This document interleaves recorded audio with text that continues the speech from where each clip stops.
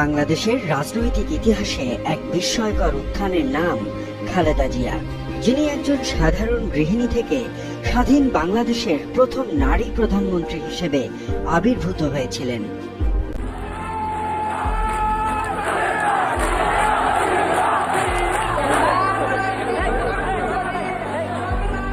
তার এই অসামান্য যাত্রায় স্বামীর পরিচয়ের প্রাথমিক সুবিধা থাকলেও দেশের আপামর জনসাধারণের কাছে পরিচিত এবং গ্রহণযোগ্য মুখ হয়ে ওঠার পেছনে রয়েছে নিজস্ব দৃঢ়তা, অদম্য সংগ্রাম ও নিরলস পরিশ্রম।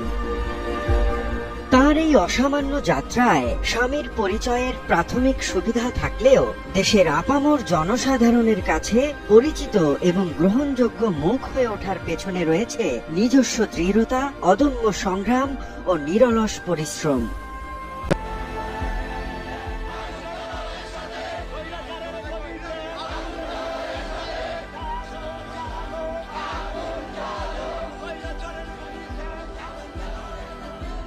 উনিশশো সাল থেকে 1990 সাল পর্যন্ত দীর্ঘ 8 বছরের সামরিক শাসন বিরোধী আন্দোলন খালেদা জিয়াকে রাজনৈতিকভাবে পরিণত করেছে। এই সময়ে তার রাজনৈতিক দূরদর্শিতা ও সাংগঠনিক ক্ষমতা কেবল পরীক্ষিতই হয়নি, বরং প্রমাণিত হয়েছে বারবার। এরশাদের সামরিক শাসনের বিরুদ্ধে গণতন্ত্র পুনরুদ্ধারের দীর্ঘ সংগ্রামে তিনি অবতীর্ণ হয়েছিলেন প্রধান ভূমিকায়। রাজনীতিতে নামার 1 বছরের মাথায় 1983 সালে খালেদা জিয়া গৃহবন্দী হন। 1984 থেকে 1986 সালের মধ্যে কারারুদ্ধ হয়েছেন একাধিকবার। প্রতিটি মুক্তির পরই তিনি আরো বেশি শক্তি নিয়ে ফিরে এসেছেন, আরো বেশি জনসমর্থন পেয়েছেন। একজন নবীন রাজনীতিবিদ হয়েও তিনি যে সাহস ও দৃঢ়তার সঙ্গে মাঠের রাজনীতিতে নেতৃত্ব দিয়েছিলেন তা ছিল অভূতপূর্ব। সারা দেশ চষে বেড়ানো, কর্মীদের সঙ্গে নিবিড় যোগাযোগ স্থাপন এবং জনসভার মঞ্চে তার বক্তব্য, এই সবকিছুই তাকে একজন পুরোদস্তুর জননেত্রী হিসেবে প্রতিষ্ঠিত করেছিল। তার বিরামহীন ছুটে চলা বিএনপিকে দল হিসেবে প্রত্যন্ত অঞ্চলে জনপ্রিয় করে তুলেছিল।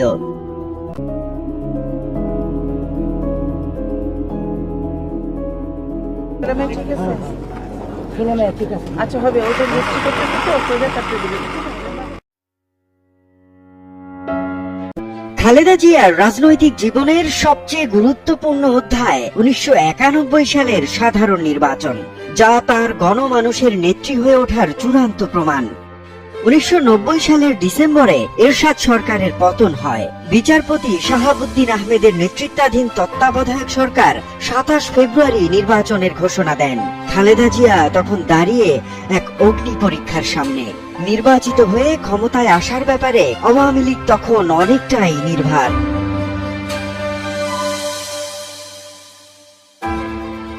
এমন এক জটিল সময়ে খালেদা জিয়ার প্রচারণার ধরন ও ব্যাপকতা ছিল কিংবদন্তিসম।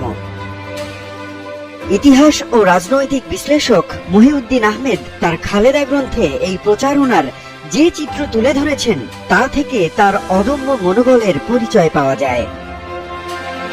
নির্বাচনের মাত্র 2 মাস অর্থাৎ জানুয়ারি ও ফেব্রুয়ারি মাসে বিএনপির পক্ষে গণজোয়ার সৃষ্টি করতে তিনি প্রায় 1800 জনসভা ও পথসভায় বক্তৃতা করেছিলেন। তার নির্বাচনী প্রচারণার গতি এতটাই তীব্র ছিল যে তিনি একদিনে সর্বোচ্চ 38টি পথসভায় বক্তব্য দিয়েছিলেন এবং টানা 48 ঘন্টা পর্যন্ত নির্ঘুম কাটানোর রেকর্ডও গড়েছিলেন।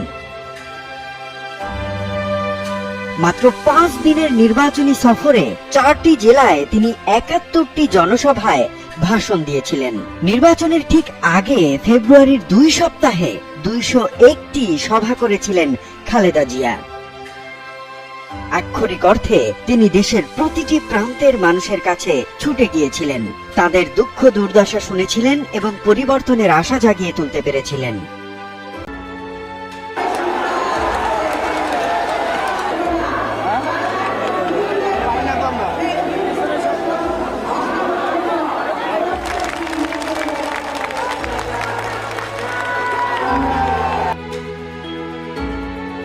তার এই নিরন্তর ছুটে চলা এবং সাংগঠনিক দক্ষতার ফল নির্বাচনের ফলাফলে স্পষ্ট হয়ে ওঠে।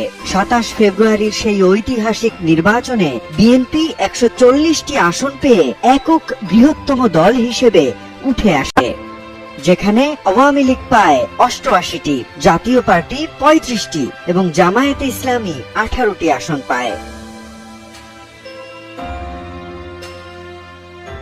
এই ফলাফলই প্রমাণ করেছিল দেশের জনগণ তার নেতৃত্বকে কতখানি গ্রহণ করেছে। নির্বাচনের আরো একটি উল্লেখযোগ্য দিক ছিল, শেখ হাসিনা ঢাকার 2টি আসনে পরাজিত হয়ে শুধু গোপালগঞ্জের আসনে জয়ী হয়েছিলেন, যেখানে তার রাজনৈতিক প্রতিদ্বন্দ্বী বেগম খালেদা জিয়া 5টি আসনে প্রতিদ্বন্দ্বিতা করে প্রতিটিতেই বিপুল ভোটে জয়ী হন। একজন প্রয়াত রাষ্ট্রপতির স্ত্রী হিসেবে রাজনীতিতে এসে মাত্র কয়েক বছরের মধ্যে 5টি আসনে জয়লাভ করে দলকে সংখ্যাগরিষ্ঠতা এনে দিয়ে দেশের প্রথম নারী প্রধানমন্ত্রী হিসেবে শপথ নেয়া এটি কেবল একটি দলের রাজনৈতিক জয় নয়, একজন সাধারণ নারীকে গণমানুষের নেত্রী হিসেবে ইতিহাসে প্রতিষ্ঠা করার এক অবিস্মরণীয় কীর্তি।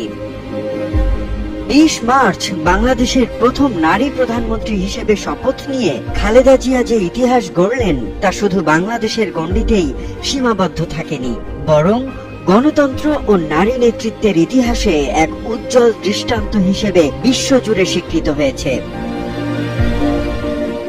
তার এই উত্থান প্রমাণ করে রাজনীতিতে কেবল উত্তরাধিকার বা পরিচিতি নয়, বরং জনগণের জন্য নিবেদিত প্রাণ হয়ে কাজ করার ঐকান্তিক চেষ্টাই একজন নেতা বা নেত্রীকে সর্বোচ্চ আসনে অধিষ্ঠিত করতে পারে। খালেদা জিয়ার রাজনৈতিক জীবন প্রমাণ করেছে একজন মানুষ চাইলে কিভাবে ইতিহাস পাল্টে দিতে পারে।